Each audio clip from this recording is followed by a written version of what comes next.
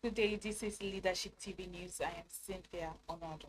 Three students were allegedly shot when personnel of the Economic and Financial Crimes Commission (EFCC) stormed the Federal College of Forestry of Nigeria (FCFN) Ibadan, Oyo State, to make arrests of suspects. The source said the EFCC personnel entered the school premises and had a meeting with the management of the institute before proceeding to make the arrest. The source added that commotion ensued when the anti-corruption agency operatives proceeded to make the arrests within the college.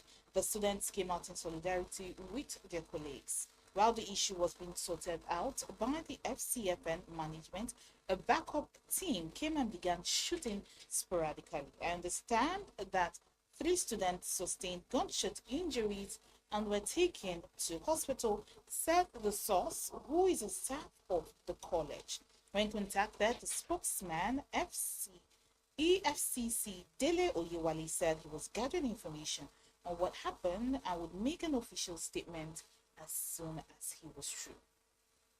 Moving on now, the United Nations has declared that the day of oil-driven energy growth were numbered, and there was a need to end addiction to fossil fuels and embrace green economy.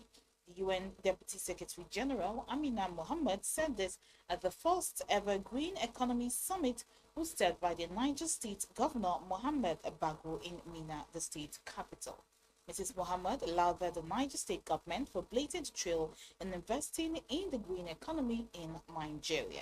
The UN Deputy Secretary General said Nigeria must set a shift and chart a new way forward that leaves the one behind by investing in transition to clean energy from renewable sources. She said Niger State has the potential to be the trailblazer on this path, as investing in the green economy would unleash the next great wave of human and sustainable development, particularly for the youth. Mohammed commended the Niger State government for launching the Green Economy Blueprint.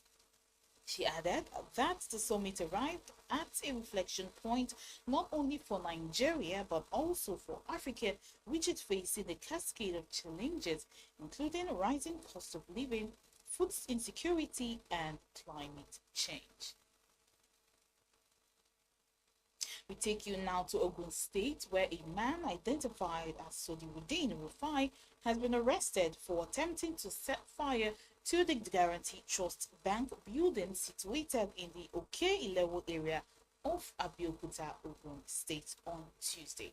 Punch Metro gathered that the suspect claimed he decided to raise the bank after his several complaints that an unauthorized 500,000 naira was debited from his account fell on deaf ears. Our correspondent further learned that he was said to have been advised by the area commander Metro Abeokuta that he should allow the bank to follow its procedure in unraveling the circumstances behind the deduction when he reported the matter. However, Punch Metro learned that the matter took a turn for the worse after the bank official who attended to him learned that Rufai was said to have gone back to the bank with petrol and began to sprinkle it on the banking hall.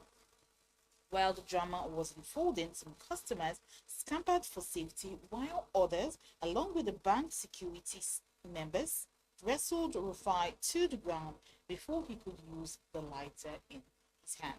Punch Metro gathered that the bank's chief of security officer, Godwin James, handed the suspect to the Ibarra Police Division. Meanwhile, during interrogation, the suspect was said to have claimed that he took the action to attract the attention of the necessary authorities about what the bank did with his money. Speaking with Punch on Wednesday, the State Police Public Relations Officer Omolola Odutola said Rufai would be charged with attempted suicide and murder. Moving on now, the Economic and Financial Crimes Commission (EFCC) Maiduguri Zonal Command on Monday secured the conviction and sentencing of one Sadiq Mustafa to 1 year imprisonment over a land fraud charge. Mustafa was convicted of defrauding one Yahudi Zama to the tune of 3.9 million naira after Zama paid the money for the purchase of a plot of land claimed to be owned by Mustafa. The land is situated at the Pompomari Industrial Layout, Maiduguri, Borno State capital. Mustafa neither delivered the land to the buyer nor returned his money to him, according to the report. The anti-graft agency made this known in a tweet posted via its handle on X on Wednesday. While he was arraigned before Justice Umaru Fadawu of the Borno State High Court, Mustafa pleaded guilty to a one-count charge bordering on cheating to the tune of the said amount. In view of his plea, prosecution counsel A.I. Aruga prayed the court to convict and sentence the defendant accordingly. Delivering the judgment, Fadawu sentenced the defendant to a year imprisonment with an option of a fine of 200,000 naira. Finally, now on sports, Cristiano Ronaldo scored 2 stunning goals to propel his Al Nassr side to a thrilling 4-3 victory over Al Duhail of Qatar in the AFC Champions League. Senegalese strikers Sadio Mane and Anderson Talisca also scored for the Saudi side late Tuesday as they made it 3 wins from 3 matches in the group stages of the Premier Asian Club competition. Report says that Talisca opened the scoring in Riyadh from the edge of the box in the 25th minute after being teed up by the 38-year-old. Ronaldo's clever backheel flick as the Portuguese talisman went through his full repertoire of tricks. Mane turned and drilled home to add his second 11 minutes after the break, and Al Nassr appeared to be cruising when Ronaldo called home a sumptuous third from outside the box to make it 3:05 minutes later. But the Qatari side, inspired by former Barcelona and Liverpool winger Felipe Coutinho, scored twice in the next 6 minutes through Ismail Mohammed and Amoez Ali to leave the game on a knife edge. With 9 minutes remaining, Ronaldo appeared to have had the final say as he sprinted onto a long ball from Sultan Al Ghanam and lashed home a superb left foot volley without breaking stride. There was still time for another twist as Michael Olunga played it back to 4-3 in the 85th minute to ensure a nervous final few minutes.